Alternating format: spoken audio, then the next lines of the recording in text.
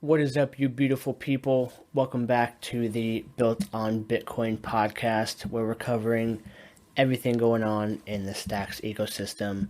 This is a This Week in Stacks episode where we're covering everything that happened in the past 7 days, and there's been a lot. We had CityCoins in the city of Miami accept their protocol contribution.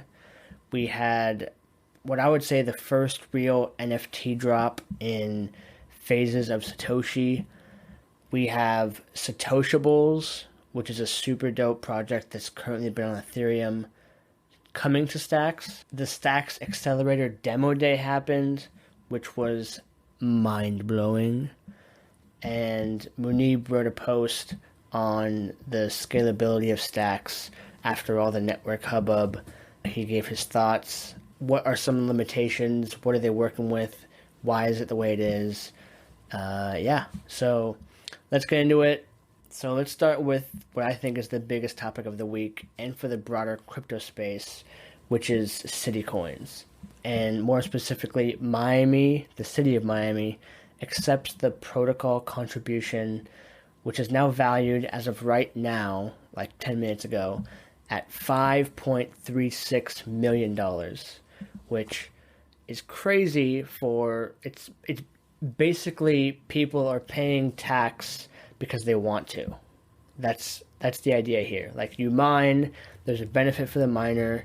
I've participated in it and it's been pretty lucrative, but this money is going towards affordable housing. That's what the city of Miami has agreed to put it towards. And this is the first local government in the US to accept crypto for local funding to aid in their budget, which I think in a long enough time span, 5 to 10 years, this we'll see is the catalyst moment that allows crypto to slowly sweep across the nation, just like how we've seen marijuana be legalized starting in Denver, and then it moves to California and to Oregon and all over now. And now it's the only states that are left out are not places to live. Let's just be real.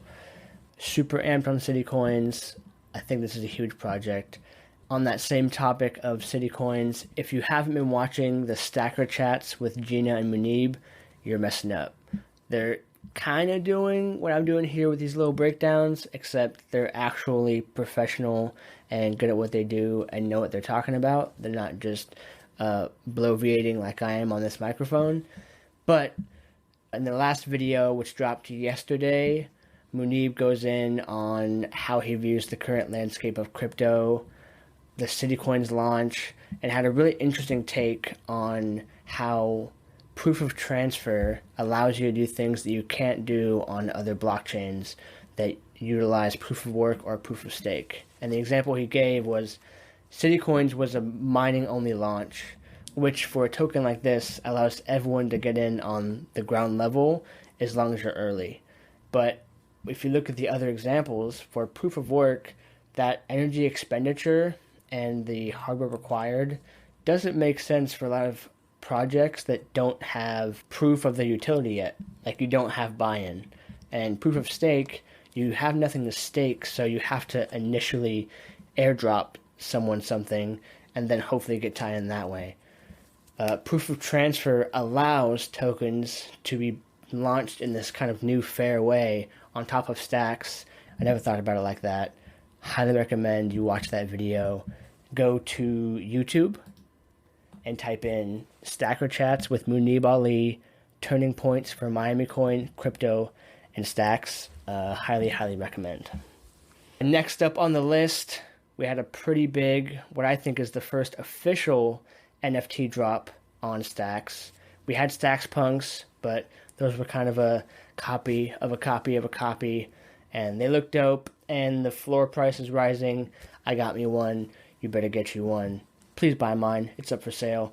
But in my mind, the first real NFT drop with an original project, and it is Phases of Satoshi. It happened like 3-4 days ago. There's 210 of these super dope drawings, and we saw them go from available to everything has been minted and confirmed in about 45 minutes. The transactions that initiated that probably happened in the first 10, but it took about 45 for everything to go through, and they were no longer available. Pretty big moment. I mean, we see the hype of this. We've been watching it from afar on Ethereum and lately with Solana, and you just feel left out. You want to be a part of the cool kids. You want to be a Bored Ape or a Slippery Snake or whatever it is, whatever new thing is. I want to be a Pudgy Penguin. I love these phases of Satoshi. Super dope artwork. You can check out the marketplace at stacksart.com. That's where they have the Stacks Punks and the phases, with more coming. Maybe one that involves a popsicle, I heard. And on that same vein, there's another Satoshi project that has been launched on Ethereum. You've probably heard about it. Satoshables. The man Tio owns one, and they are coming to Stacks. They are doing a bridge, ideally. I don't think it's finalized yet. The announcement went out this morning, and the idea is they're going to connect Ethereum to Stacks, and you can port them back and forth. And the idea will be that once you port your Satoshable from Ethereum to Stacks, they will keep their same qualities, but when they're on Stacks, they'll be slightly different. They'll have a different background, and there'll be a small B icon, the Bitcoin icon, in the top right, so you know that this is a Stacks Satoshable. And if you take it back to Ethereum, those things will drop off. The background's gone, the B is gone, and you can only have your active Satoshable on one network at a time. So it'll deactivate if you transfer it to Stacks and vice versa. I think that's pretty interesting. There's a lot of interoperability that's about to happen, I think, with Stacks, proof of transfer, all these things. I think this is dope. I mean, we already know that Satoshables is supposed to be on Bitcoin. Like, that's a duh. But this is the first signs that we're seeing of really good interoperability with bigger name projects and bigger name chains start to move them on to the bedrock of Stacks. This list is wild. So much happened this week. How does crypto move so fast?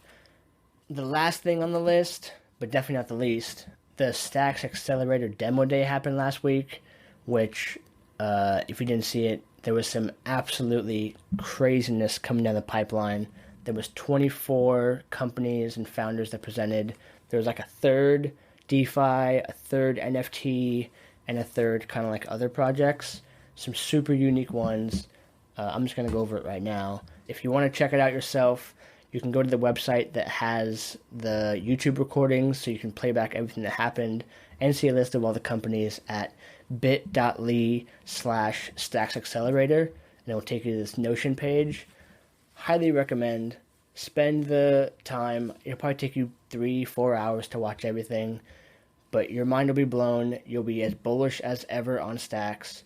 And they're doing another one. In October, they're starting the next cohort. Like, this thing just doesn't stop. Trevor Owens doesn't freaking sleep. He's a robot, I'm convinced. Or he could be Satoshi. But, if you go to that link, you'll see this. There's a couple of good DeFi projects coming down. Alex is a cool one. I think that's for more advanced traders. Arcadica we've all heard about. This one is bringing a stable coin called the USDA to Stacks. Block Survey is a cool one that sounds kind of niche and boring, but more and more data is getting leaked when you put your data into forms. So this is end-to-end encryption for that kind of thing. There's a dope company called Higher Vibes, which is like a bounty system where recruiters can get their bounty by matching good employees with good employers. And it's done all in code, so there's no kind of like trying to chase down your money or beg them for this or did they go behind closed doors. It's all verifiable. I didn't know that was a problem, but it makes a lot of sense when they described it. What else do we got? Sigil, I think that's how you pronounce it. They're creating the Web3 of blogging. Right now, when you use it, it feels kind of like when you write in Ghost, which is a simple online blogging platform that allows you to write a blog, and then it goes into a newsletter and you can charge for it. It feels a lot like that. It's very simple, clean interface. It just let you focus on getting your thoughts out, but it's on Stacks. And they're working on allowing you to use proof of transfer and stacking as your payment. So if you want to support me and the Built on Bitcoin podcast, you can set 20 stacks aside and I will get yield on that, and I would love you long time. And then, yeah, so it's opening up different monetary payment methods besides just I give you $5 a month and I'm at that $5. This one is you can still hold your asset, but I can get some benefit. You just lock it up for a little while. So super interesting. There's a lot that could be done there. I'll cover two more, then we'll cut this episode. There was two interesting ones related to gaming. One was called Shaderverse, which is a no-code platform for building objects and NFTs that you can generate and then mint. So, I mean, you can think it looked like it was a game almost, like you would just drop a block and then you would like plug in some unicorn feathers and then you could put a chicken on top and you can make the box on this side purple and that side pink and the background is yellow, and then you mint it. And you've now have your first generative NFT that is no code, like 3D design. That's what it looked like. It was crazy. I could see a lot of use case for that as that thing matures. All right, I'm getting winded. I don't want to talk your ear off, but Moonray. Moonray is crazy. Moonray is the first big game that they're going to utilize stacks for their in-game NFT purchases, it looks like. But the game looks wild. I mean, just go to moonraygame.com and your mind will be blown like mine is right now. Like, it looks beautiful. It has nice looking game mechanics. It's a slasher as far as I know right now. So you're running around with a giant sword and you're battling other people, and it's all about parrying and timing, and then you cut this guy's legs off and whatever it is. So that's the idea. I can get down with it. But yeah, it looks super well done. It's not like any of these kind of like 3D / Minecraft looking games where I'm going to go into a blocky bowling alley and play whatever to earn an NFT token that I gotta strike. This is legit. So yeah, that's it. That's all I got for this week. Lots to cover. There's so much going on. Crypto moves way too fast to keep up.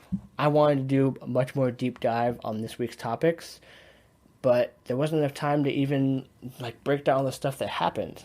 I could do a whole podcast about Moonray. So yeah, that's it. Crypto's dope. Stacks is killing it. And we're just getting started. That's what it feels like. If you haven't bought some MiamiCoin, get you some. Drink water. And I'll see you in the next episode. Peace.